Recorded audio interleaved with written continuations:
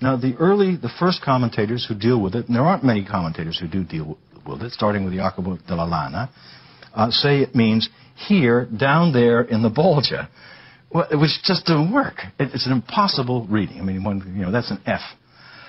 Because within the same terzina, the same tercet of Dante's poetry, he said, down there where she punishes, and here she registers. There's whatever else is going on, là, which in Italian means there, là ove, down there where, as opposed to qui, which here means here. And so whatever else is happening, there's a distinction made in the two locative adverbs. That, it seems, obvious. Now, the fact that for so long people could buy into this totally bad reading, this absolutely indefensible reading, is already, a sign that something's wrong, that something more is happening here, and that people are simply going by it. They can't get it. They don't sense why they're being tugged in this way by the verse of the poem. What is it that is doing to them? Well, all right, if we can say there's no way that this first reading can be accepted, what about the second? The second one begins in the 16th century, and actually with the teacher of Bernardino Daniello, whom the pupil took vast pieces without attribution from. And the Trifon Gabriele, he should get some credit somewhere. It was the teacher's name. His commentary has just been published a year or so ago. So now we can study how much of Daniello came right out of Gabriele, and a lot does. In any case, it's starting in the 16th century, the tradition which understands there's something more going on in that line about that here, and tries to argue that the here is in this world. That down there in the Bolgia they are punished, and they are registered right up here in this world. One can see the appeal to that. But there's another problem, and let me let the problem wait in the wings for a minute and try to open another box. In the fourth verse of the third canto of the Inferno, one of the most famous moments in the text, the writing over Hellgate, those 9 verses, probably, we don't know, but probably, I would like to think, in capital letters in Dante's text. The fourth of those lines is Giustizia mosse il mio alto fattore.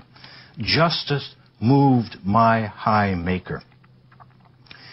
It's a curious idea if you think about it for a moment. The gate of hell is speaking, saying that I was made by God, I'm made directly by God, and justice moved him when he made me. Now that's terrific poetry and absolutely incorrect theology, because if you've read your Aristotle and your St. Thomas, you know perfectly well that God is the unmoved mover. Right? God can't be moved by anything. God can't be moved by justice. But Dante is a poet, and Dante's going to do what he wants to do. That's a theologically incorrect remark, but makes for wonderful poetry. That is, why did God make not only hell, but by implication the universe? Because he loves justice. That's what moved God to make everything. Justice is the secret of the universe.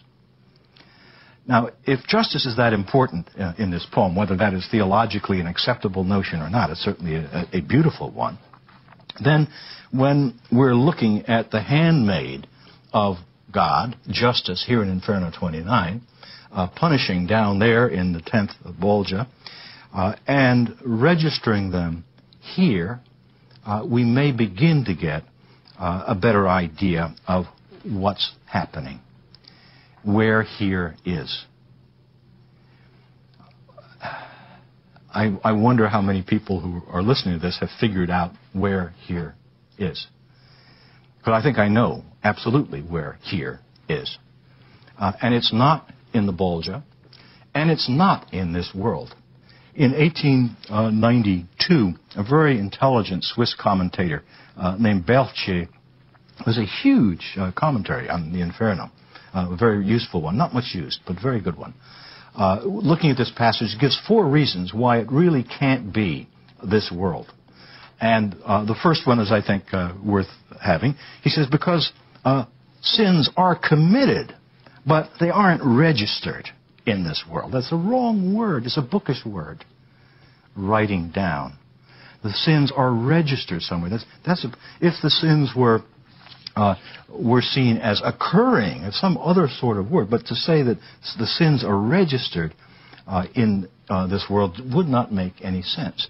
Which is the only reason, I think, that from time to time somebody in the 20th century will go back to the Bolgia. That is, people are saying, yeah, Bolgia's shaky, but it can't be the world either. What is astounding is that no one has thought of a third way out, because it's so simple, so clear, and so convincing that it should have been with us, I would argue, a long time ago. In fact, it was with us a long time ago.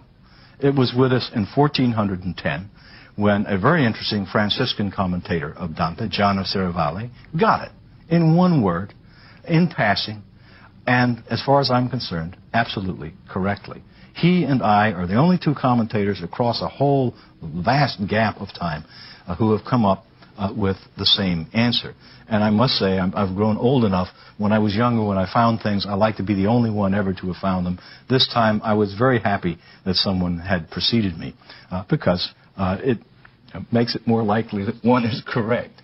And in this case, I think that he and I, if I may be forgiven for saying so, are correct. But what did he say? John of Serravalle said that whom she registers here, they are set down here in this book, that is, by the author.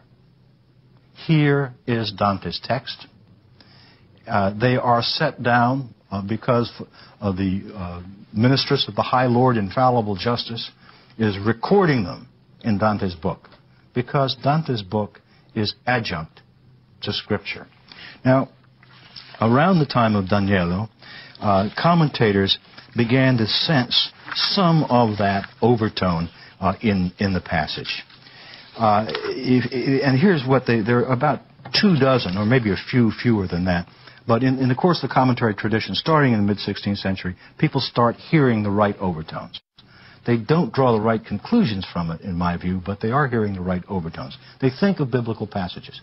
For instance, Daniel 7:10, the judgment was set and the books were opened, which itself is heard and re-elaborated in the most famous passage of this kind in the Bible, in 20:12 of John's Apocalypse. That's Revelation 20:12, which reads as follows: And I saw the dead, small and great, stand before God.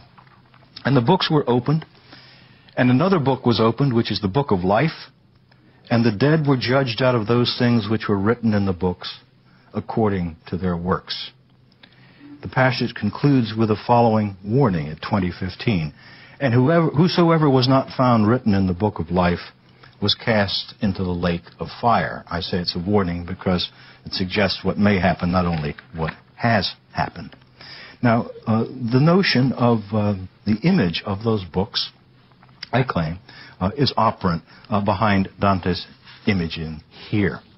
That what, in fact, is at stake is his secret claim for his poem, that it is the book of life, as it's called in the book of Revelation, but because it's hell, it's the book of the dead. That Dante's Inferno could be subtitled the book of the dead. That in it are listed all of those who have sinned and who are now inscribed in the one book in the world you don't want to be inscribed in the book of the dead. Those who have failed, those who have sinned, have not been forgiven their sin, probably because they didn't seek such forgiveness, and now spend eternity where Dante records them. Dante as that ministress, aided by that ministress, his muse, of the Lord, infallible justice. God's infallible justice, which Dante does not invent, the claim is. Dante doesn't put his enemies in hell and his friends in heaven. No, he says, I saw it that way. That is the claim that the poem makes, and makes consistently. I am not making it up. I am only writing it down. I am receiving the poem. I am not creating it. Now, if that's what's at stake here, it's not a minor issue. And I have two questions that seems to me are at least a little bit problematic. First, if Serravalle and I are right, why all this critical reticence? Why has everybody else been so wrong for so many hundreds of years? Why has it been such a difficult passage for people to interpret? That, it seems to me, is not an entirely trivial question or one that's very easy to answer. But I'll try to give what I think is an understandable response. And it's not fair to attribute failure to one's adversaries. It's bad enough that they are one's adversaries. But trying to be as fair about it as I can be, what I would suggest is that they're really very troubled by the claims, hidden claims, implicit in locating that here as Dante's book. That is, the fact that 20 times you'll have people hearing the overtones of the book of Revelation, but not saying, but Dante's book will then be an object in which something can be registered. If you don't have that, then you've got a problem. And the unhappiness that I feel in terms of what I imagine to have been the understanding of readers who began to get it. But if I say that, then it means I have to think that Dante's book is adjunct to Scripture and has the authority of Scripture. And that's heresy. That's blasphemy. Quite right. It's both.